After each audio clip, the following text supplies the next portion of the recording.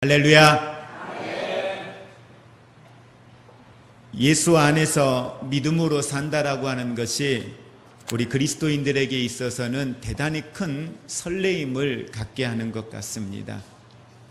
그 설레임은 우리의 생각으로는 계산이 참 되지 않는데 거기에 믿음을 가지고 하나님이 주시는 은혜를 가지고 바라보고 생각하면 우리는 우리가 상상하지 못했던 새로운 세계를 경험하게 되는 것 같습니다. 믿음으로 이 세상을 산다는 게 뭘까? 믿음으로 산다라고 하는 것이 이렇게 큰 능력이구나. 믿음으로 산다라고 하는 것이 이렇게 큰 행복이구나 하는 것을 우리는 시간이 지나면서 더 깊게 깨닫게 되는 것 같습니다. 예수 안에 부자가 된다는 게 뭔가? 믿음의 부유함이라는 게 뭔가? 그것이 얼마나 큰 능력인가? 그건 측량할 수 없는 우리의 생각으로 경험으로는 이전에 우리가 알고 있었던 그 어떤 상식으로는 도저히 계산하고 풀어낼 수 없는 예수 그리스도 안에서만이, 성령 안에서만이 누릴 수 있는 하나님의 놀라운 축복이라는 걸 깨닫게 됩니다. 우리가 잘 알고 있는 마르틴 루터, 그는 우리가 잘 알고 있는 것처럼 중세교회의 수도사였습니다. 그가 예수 그리스도 안에서 믿음과 말씀의 법을 가지고 살아가면서 하나님의 뜻 안에 거룩한 삶을 살기로 마음에 작정하고 그가 나아갈 때에 그의 삶의 현장 가운데 당시의 중세시대에 놓여 있었던 카톨릭이 가지고 있었던 종교적 부패나 그가 도저히 말씀의 법 안에서는 이해되지 않는 종교 지도자들의 삶, 교회의 형태가 그에게는 대단히 큰 불편함이 되었습니다. 그 불편함 앞에 많은 사람들은 어쩔 수 없다는 이유로 고개 숙이고 살았지만 그러나 그는 그렇게 살 수가 없었습니다. 왜? 아무리 생각해도 믿음 안에 사는 건 그게 아니었기 때문에요. 내 안에 성령이 있고 내 안에 말씀이 있다면 그렇게 살면 안 되니까. 하나님이 그걸 기뻐하지 않으니까.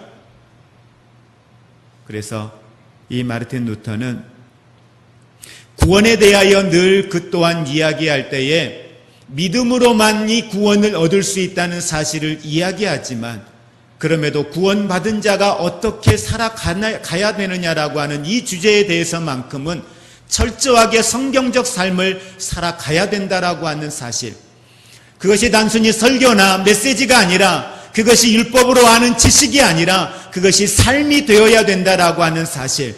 그래서 그는 그 종교개혁을 단행하기 위하여 그는 목숨을 내걸고 말씀대로 살기 위하여 오직 의인은 믿음으로 말미암아 살리라고 하는 그 말씀 붙들고 그는 놀라운 결단을 하며 믿음으로 나아가는 삶을 살았습니다.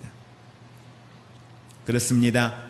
우리가 잘 아는 것처럼, 늘 말씀드린 것처럼 구원은 전적으로 믿음을 통해서만이 의롭게 되어질 수 있습니다. 인간의 행위나 자격이나 하나님 앞에서 인간이 의롭게 되어지는 데에는 인간의 어떤 능력, 인간의 행위는 0.01% 아니 그 어떤 숫자도 그 안에는 포함시킬 수가 없습니다. 그런데 오늘 야고보 사도는 야고보서 2장 24절 말씀, 또 야고보서에 있는 전체적 문맥 속에서 우리가 전혀 이해되지 않는 오직 믿음으로만 구원을 얻을 수 있다고 사도 바울은 끊임없이 이야기하고 있는데 그 말씀과 역행하는 것처럼 보여지는 성경의 내용들이 몇 곳에 등장합니다. 가장 대표적인 내용이 2장 24절에 있는 내용입니다. 우리 24절에 있는 말씀 같이 합독하겠습니다. 이로보건대 사람이 행함으로 의롭다 하심을 받고 믿음으로만은 아니니라 라고 말씀을 하고 있습니다. 겉으로 보면 야고보는 바울이 이야기하였던 이 신칭이 오직 믿음으로만 구원을 얻는다라고 하는 말에 대하여 부정하는 것처럼 보여질 수 있습니다. 그러나 여기에서 야고보가 이야기하고자 하는 것은 단순히 믿음이냐 행위냐라고 하는 이 부분에 대하여 논란을 일으키고자 하는 건 아닙니다. 야고보도 철저하게 믿음으로만 우리가 구원을 얻는다는 사실에 대하여서는 결코 부정하지 않습니다. 그것에 대하여 야고보는 분명히 이야기를 하고 있거든요. 그럼에도 불구하고 오늘 야고보가 단순한 믿음에만 머무는 것이 아니라 오늘 그리스도인들의 구체적 삶을 이야기하고 있는 이유가 있습니다. 그러면서 우리에게 질문을 던집니다. 바로 그 질문은 구원을 오직 믿음으로 얻는 건 사실인데 도대체 구원 얻는 믿음이라는 게 뭐냐라고 하는 겁니다. 어떻게 내가 믿음으로 구원을 얻었다라고 하는 그 참된 믿음이라고 하는 이걸 무엇로 보여줄 거냐라는 거예요. 당신의 믿음을 보여달라는 겁니다. 믿음으로 구원을 얻었다라고 하는 하나님의 은혜로 구원을 받았다라고 하는 구원받은 사람에 대한 증거를 오늘 보여달라고 하는 이야기를 야고보는 하고 있는 것입니다. 참된 믿음의 사실을 보여달라. 그래서 야고보는 오늘 오직 열매를 통해서 그 믿음의 진정성을 알 수 있다라고 이야기를 합니다. 물론 예수님께서도 마태복음 7장 20절과 21절에 있는 말씀을 통해서 보면 그들의 열매로 그들을 알리라. 그러면서 21절에는 나더러 주여 주여 하는 자마다 다 천국에 올 것이 아니라고 말씀을 하고 있습니다. 다만 하늘에 계신 내 아버지의 뜻대로 행하는 자라야만이 천국에 들어갈 수 있다고 예수님께서도 분명히 말씀을 하고 있습니다. 믿음의 고백이 진짜인가 가짜인가 그걸 구분할 수 있는 방법, 그 기준, 여러분 그게 뭘까요? 결국 그건 우리가 얼마나 주님의 뜻, 주님의 말씀을 따라 행하고 살아가고 있느냐라고 하는 것입니다. 결국 열매인 것이지요. 야고보는 그런 관점에서 두 가지의 열매를 제시합니다. 우리가 지난 시간에 야고보서 강의 4번째 시간을 하면서 보았던 언어에 대한 열매, 내 안에 성령이 있고 내 안에 말씀이 있고 내 안에 예수 그리스도 안에 거듭남이 있다면 구원받은 하나님의 사람이 어떠한 말과 언어적 삶을 살아가야 하는가에 대하여 지난 시간에 이야기를 했습니다. 그리고 두 번째 증거를 오늘 본문에서 우리에게 이야기합니다. 바로 그건 사람에 대한 태도입니다.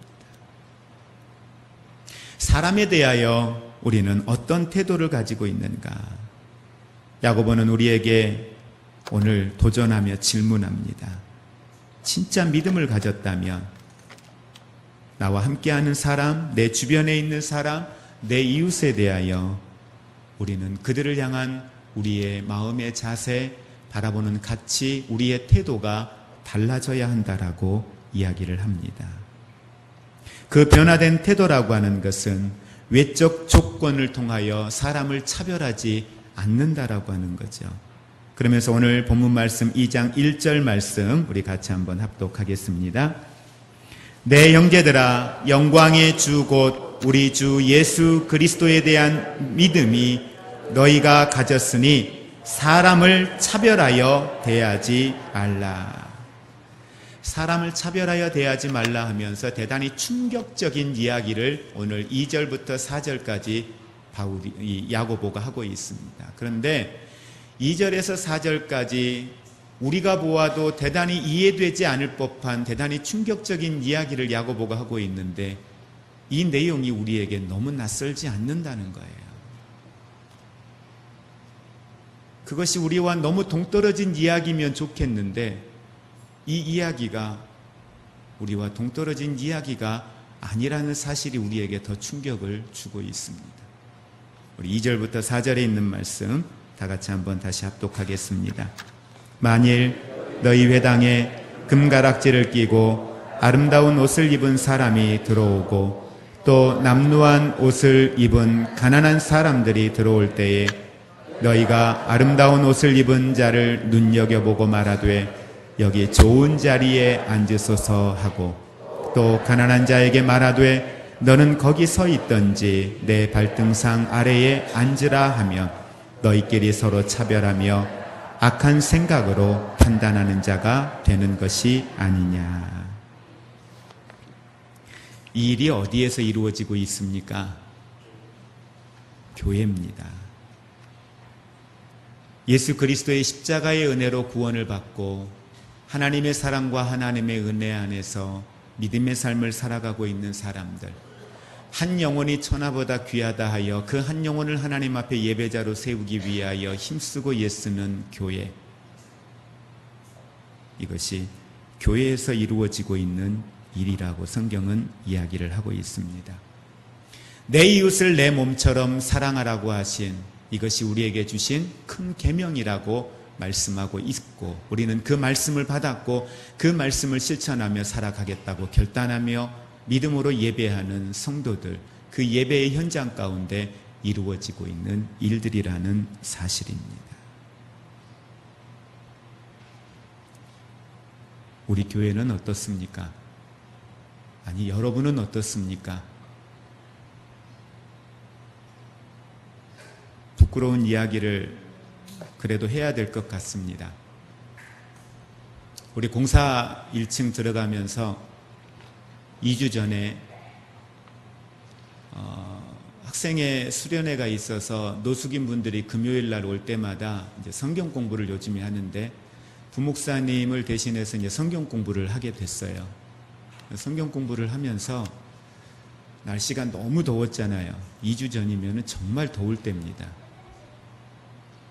9시에 성경 공부를 위해서 노숙인 분들 15분이 오십니다. 어떻게 해야 되나요? 군사회실이나 다른 방을 에어컨을 틀어놓고 준비해야죠. 그렇죠? 그런데 제가 그분들을 그 시원한 곳에 에어컨을 틀어놓고 들어오셔서 성경 공부할 수 있도록 그걸 준비를 못하고 있는 거예요. 그리고 로비에, 그 더운데 로비에 앉아서 거기에서 성경 공부를 했어요.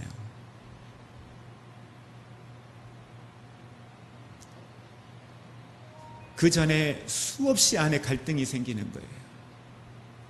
에어컨을 틀고 이분들을 모시고 안으로 들어가서 해야 되는데, 근데 내가 못하고 있는 거예요.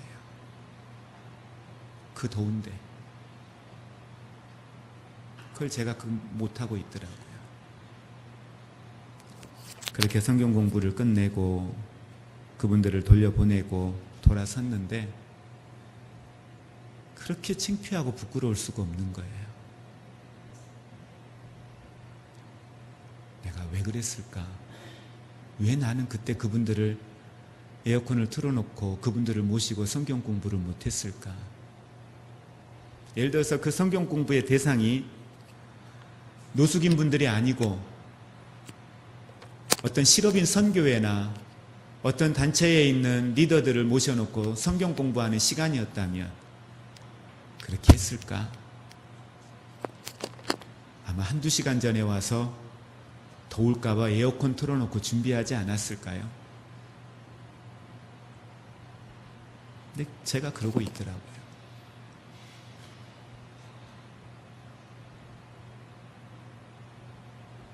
그런 부끄러운 제 모습을 보면서도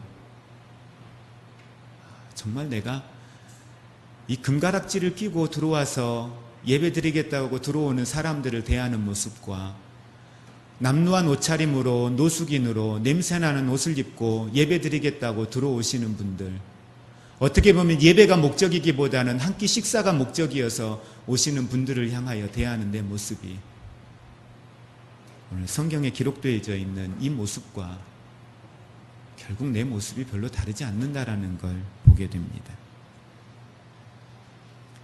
그러면서 오늘 성경에서 우리에게 이야기하고 있는 것은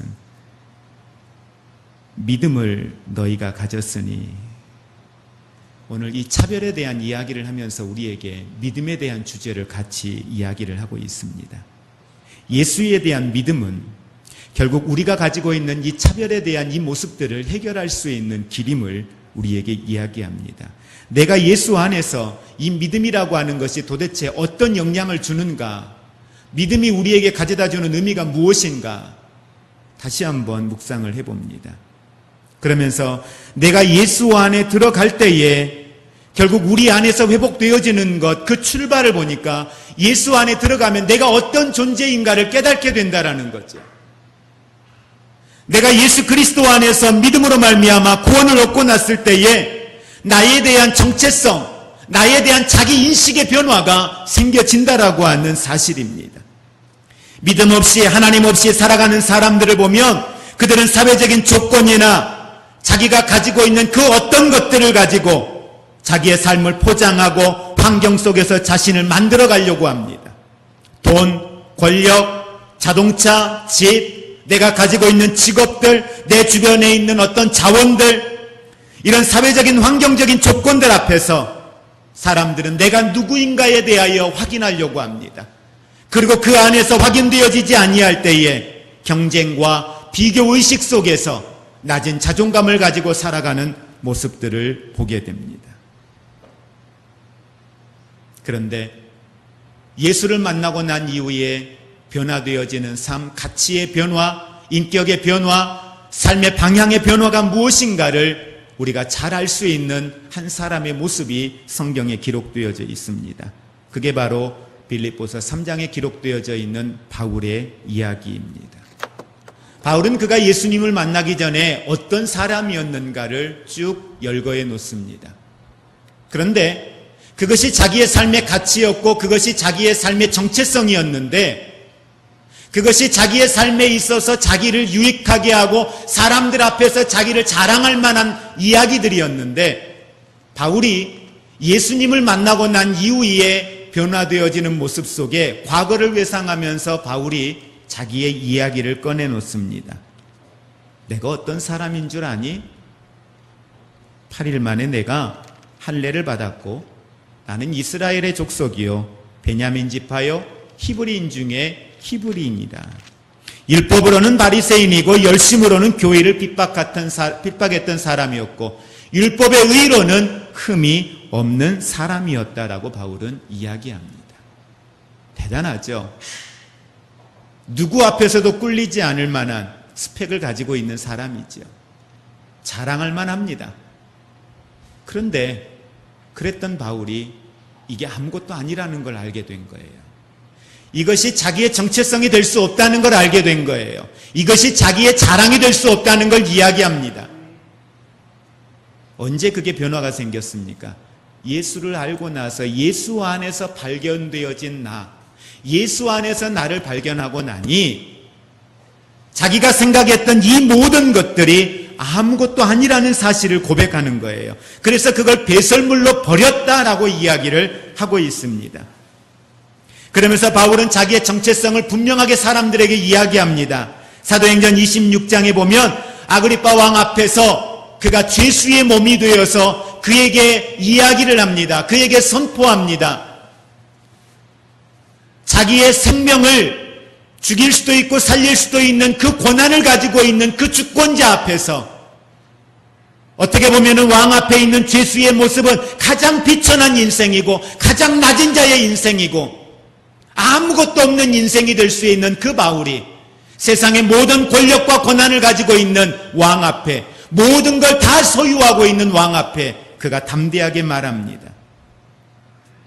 바울이 말합니다. 말이 적으나 많으나 당신뿐 아니라 왕에게 말하는 거예요. 왕인 당신뿐만 아니라 내 말을 듣는 모든 사람들이 다 이렇게 내가 결박된 것 외에는 당신들도 나와 같이 되기를 원합니다. 무슨 말입니까? 어떻게 바울은 가장 비천한 가운데 죄수의 몸인 그가 왕을 향하여 자기를 심판할 수 있는 권세자들 앞에서 내가 결박당한 것 외에는 당신들이 나와 같이 되기를 원합니다라고 자신 있게 이야기를 할 수 있습니까? 바로 그건 그리스도 안에서 자신이 어떤 존재인가를 알았기 때문입니다.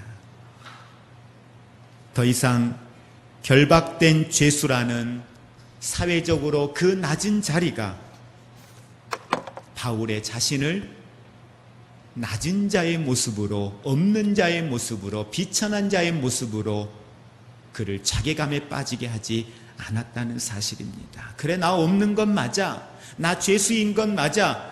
나 얼마든지 여기에서 너희들에 의해서 죽음을 당할 수 있다는 것도 알아.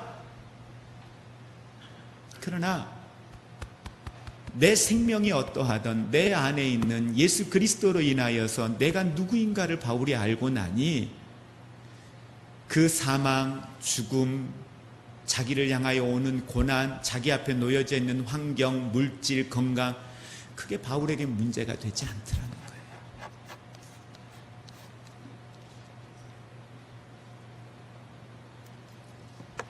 자신을 진짜 영화롭게 하며 자신을 정말 위대하게 하는 것이 사회적 조건이 아니라 그리스도 안에서 자신에게 주어진 새로운 신분, 내가 누구인가에 대한 정체성, 그걸 알고 나서 그는 자신의 영적 높음을 알게 되었다는 사실입니다.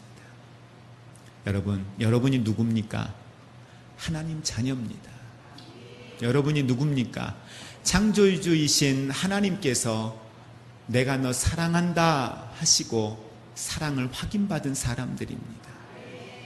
그 하나님이, 그 절대자이신 하나님이, 그 전능자이신 하나님이 내가 너와 함께하리라 약속을 받은 사람들입니다.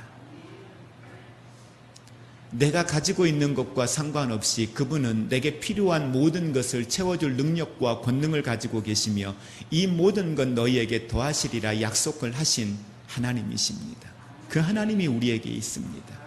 더 중요한 건 그 하나님은 우리가 이 땅 가운데에 육신의 삶으로 살아갈 수 있는 육체의 생명이 마지막이 아니라 우리에게는 하나님의 나라, 영원한 나라, 천국이 우리에게 있고 그 천국을 들어갈 수 있는 하나님의 나라의 시민권을 부여받은 은혜로, 하나님의 사랑으로, 긍휼로 그 천국의 시민권자가 된 하나님의 사람임을 우리에게 이야기하고 있습니다.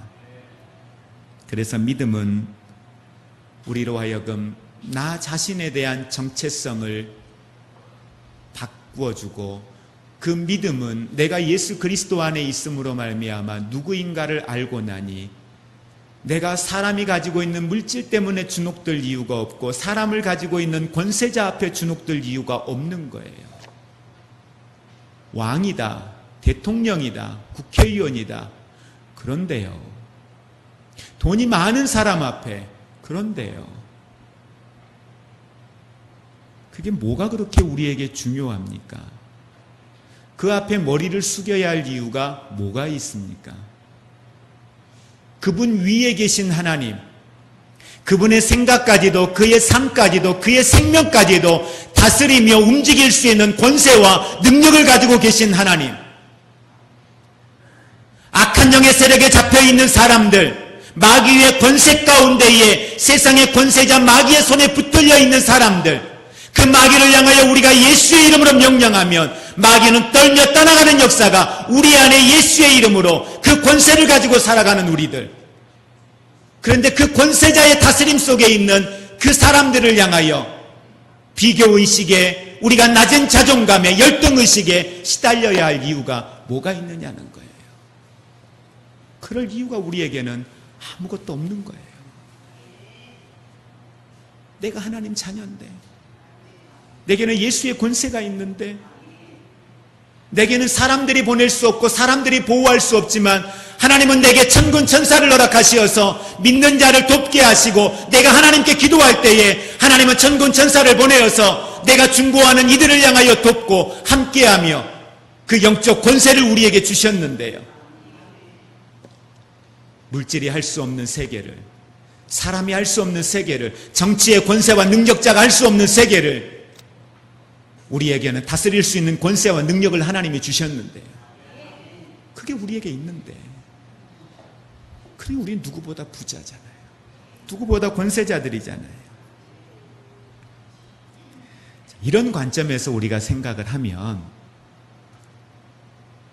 그리스도 안에서, 주님 안에서, 주님 만나기 전에는 경쟁과 비교의식 속에서 살다가 정말 내 안에 예수 그리스도가 들어오면 자신의 가치가 인정되어지고 난 후에는 이제는 달라지는 거죠.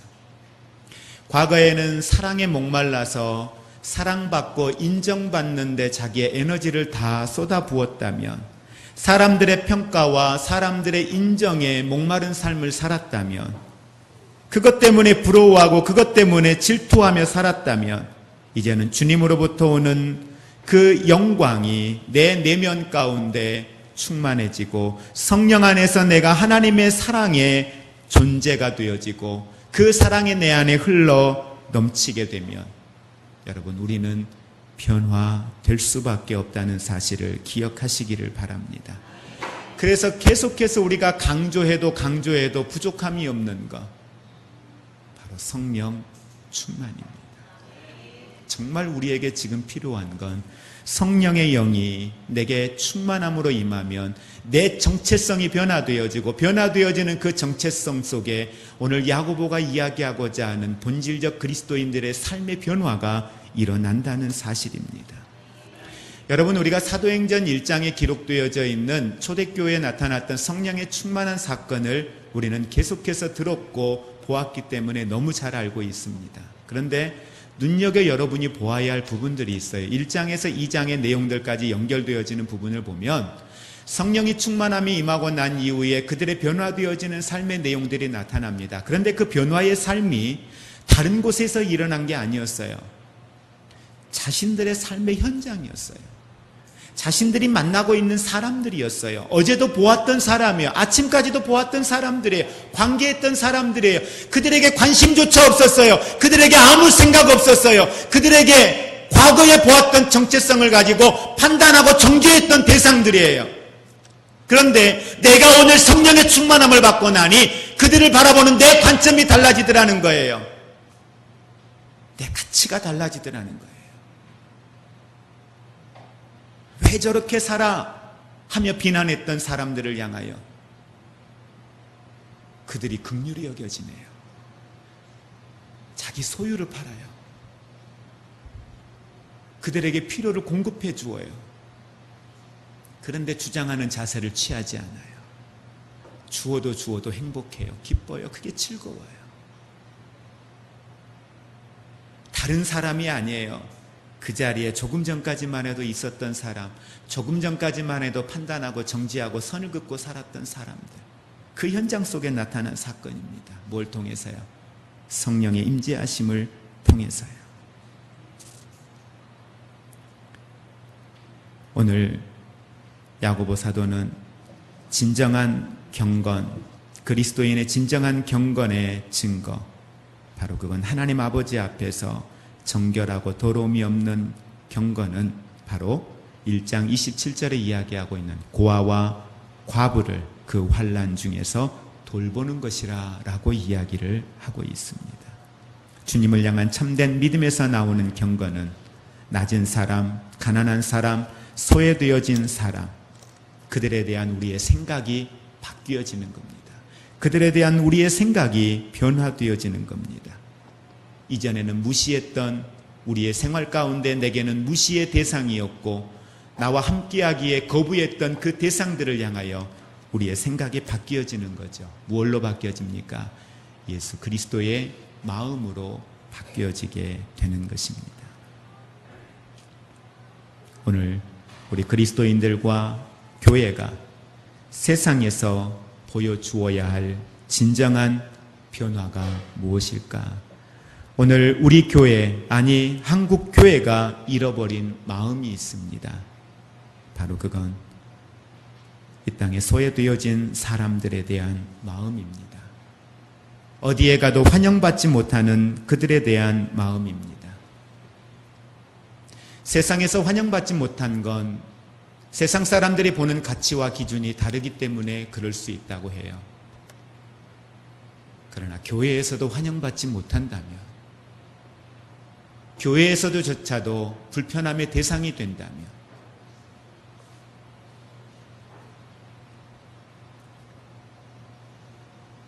세상은 모든 인간관계를 차별로 규정합니다. 교회까지도 사람들에 대하여, 성도들에 대하여 그 차별의 마음이 우리 안에 스며들어 있다면, 오늘 우리 안에 있는 이 차별의 마음들이 차별이 아닌 긍휼과 사랑으로 회복되어지는 역사가 있기를 주님의 이름으로 축복을 드립니다. 정말 내 안에 성령이 있고 내 안에 말씀의 법이 있다면 우리의 삶의 가치는 달라져야 할 것입니다. 교회가 소외되어진 사람들을 향하여 우리가 가볍게 여겨서는 이제는 안 될 것입니다.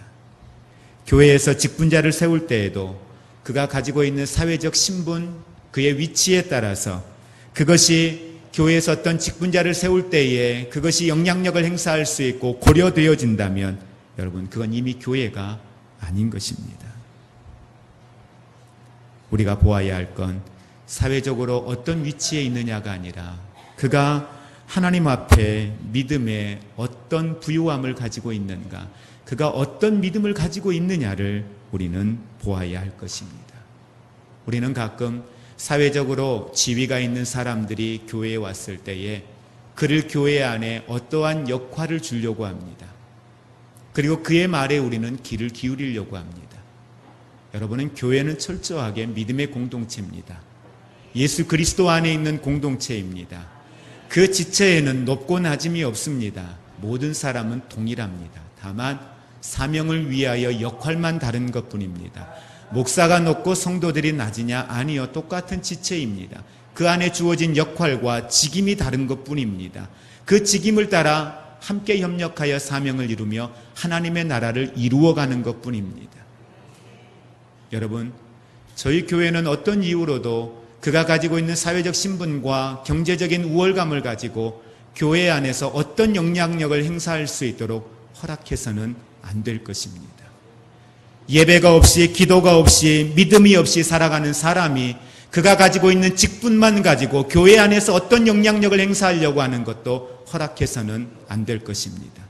예배가 없는데, 기도가 없는데, 말씀이 없는데, 그 안에 하나님을 향한 신뢰가 없는데 하나님의 일을 이야기하고 하나님의 일을, 교회의 일을 이야기한다면 그건 세상과 다를 바가 없는 것입니다.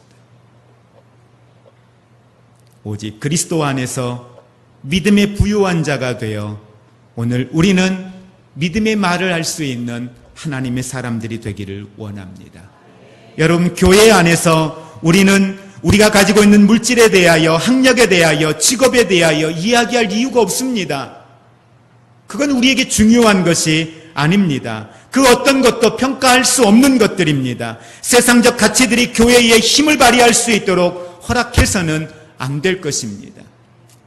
혹여나 목사인 제가 교회의 어떠한 사역들을 감당하면서 믿음이 없는 사람이 어떤 물질과 사회적 지위를 가지고 교회에서 영향력을 행사할 때에 제가 그걸 수용한다면 여러분들은 과감하게 저에게 이야기할 수 있어야 합니다. 이게 뭐냐고 저에게 항의할 수 있어야 합니다. 그리고 우리는 믿음의 부요함으로 하나님의 교회가 세상과 같이 어떠한 영향력의 지배를 받는 것이 아니라 오직 믿음과 말씀 안에, 성령 안에 살아갈 수 있도록 우리는 힘써야 할 것입니다. 누가 누구하고 결혼했다더라. 그런데 그 사람의 집이 어떤 집이라더라. 너무 결혼 잘했어. 근데 알고 보니까 예수를 안 믿어요. 그게 어떻게 잘한 겁니까? 그게 어떻게 하나님의 복입니까? 1년에 한 번, 두 번 교회에 나가는 사람 결혼시켜놓고 그게 어떻게 기독교인이라고 말하고 어떻게 그 사람하고 결혼시켜놓고 잘했다고 이야기합니까? 우리가 자랑할 것은 사회적 신분이나 그가 가지고 있는 경제적 가치가 아니라 그 안에 어떤 믿음의 부유함이 있느냐, 그 안에 하나님을 향한 어떤 열정이 있느냐, 어떤 믿음의 삶을 살았느냐, 그것이 자랑이 되어야 돼요. 자녀에 대하여 자랑할 때에 그가 어느 대학을 갔다, 무엇을 가졌다, 어느 직장에 갔다가 아니라 그가 어떤 믿음의 삶을 살고 있는지, 그것이 우리가 자녀들을 자랑할 때에 우리의 자랑이 되어야죠. 어느 순간 우리는 사회적 가치와 잣대를 가지고 복에 대한 개념들을 이야기하고 사람들을 평가합니다. 그건 믿음이 아니잖아요. 그건 교회가 아니잖아요. 그건 신앙이 아니잖아요. 나중에 전도하면 된다고요. 다른 사람도 보니까 그렇게 해서 전도해서 예수 믿는 사람 많더라고요. 여러분, 저 화평교회에서 부교육자로 사역할 때 학생들 에이렌에 중창단했던 학생들, 우리 김명자 사모하고 나이가 같았던 친구들입니다. 얼마나 열심히 찬양하고 헌신하며 기도하며 사역했는지 몰라요.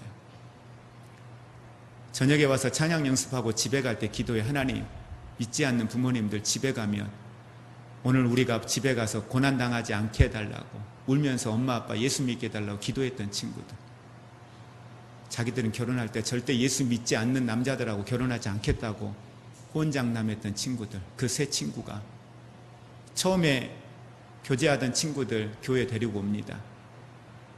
예수 안 믿는 친구들이었습니다. 셋 다 지금 교회를 나오지 않고 있습니다. 20여 년이 넘도록 교회를 떠나 있습니다. 하나님을 떠나 있습니다. 무엇이 복입니까? 우리가 자랑할 것은 사회적 가치와 신분이 아니라 믿음의 부요함인 줄 믿으시기를 바랍니다. 제가 한 친구 자녀를 낳고 힘든 가운데 있을 때, 신방을 했을 때 그 친구가 한 이야기가 있습니다. 목사님, 결혼생활 힘들었어요. 왜 이런 사람을 만나야 했을까 후회도 하고 많이 힘들었습니다. 대단히 불편했습니다. 그런데 어려운 일을 겪으면서 이 사람이었기 때문에 견딜 수 있었구나, 이 사람의 믿음이었기 때문에 이길 수 있었구나, 그래서 오히려 감사하고 어려움을 겪으면서 두 사람이 가지고 있는 믿음으로 하나가 되어지고 더 성숙한 가정이 되어짐을 간증하는 걸 들었습니다. 사회적으로 보면 너무 불편해요. 성격적으로 보면 너무 맞지 않아요. 그게 너무 힘들었고 고통이었습니다. 그런데 정작 가정에 위기가 놓이고 보니 내 남편이 가지고 있는 믿음이, 그 방향이 하나님 앞에 옳았고 그 안에서 하나가 되어지고 나니 이 사람만큼 소중한 사람이 없는 거예요. 말씀을 정리합니다. 오늘 13절 말씀에 긍휼을 행하지 아니하는 자에게는 긍휼 없는 심판이 있으리라. 긍휼은 심판을 이기고 자랑한다라고 말씀을 하고 있습니다. 내 삶과 교회 가운데 우리가 살아가는 삶의 현장에서 이제는 차별을 깨는 가장 강력한 방법, 그건 긍휼입니다. 이미 우리가 그 긍휼을 받았으니까요. 이미 우리가 그 사랑을 받았으니까요. 이미 우리는 그 용서를 받았으니까요. 이게 우리 안에 있으니까요. 이제는 우리가 함께하는 이들을 향하여서 이 사랑과 긍휼을 베풀 수 있는 성숙한 자리에 있기를 주님의 이름으로 축복을 드립니다. 내가 가지고 있는 자원과 그 에너지와 그 모든 관심이 이제는 세상의 사람들과 비교하고 그 가운데 인정받는 데 에너지 쏟지 마시고요. 이제는 나보다 좀 더 소외되어져 있는 이웃들을 향하여 우리의 이 마음과 에너지를 쏟아붓기를 주님의 이름으로 축복을 드립니다. 십자가에 나타난 하나님의 사랑, 용서, 그 연약하고 부족한 나를 향하신 하나님의 그 무한한 사랑을 경험한 우리가 받을 자격 없는 내가 받았습니다. 누릴 수 없는 내가 그걸 누리고 있습니다. 너도 이와 같이 하라. 내가 너희 사랑한 것처럼 너희도 이와 같이 사랑하라. 이제 우리의 삶의 현장에 이 십자가의 사랑 안에 주님의 그 긍휼을 우리의 삶의 현장의 긍휼로 나타낼 수 있는 성숙한 믿음의 부유한 사람들 되시기를 주님의 이름으로 축복을 드립니다.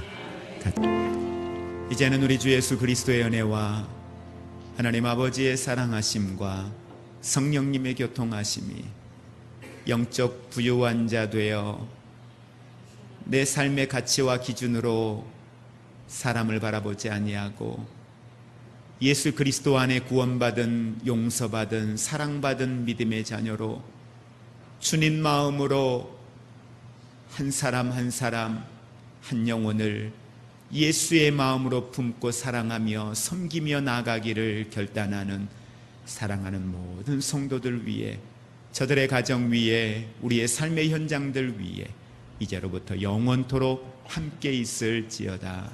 아멘.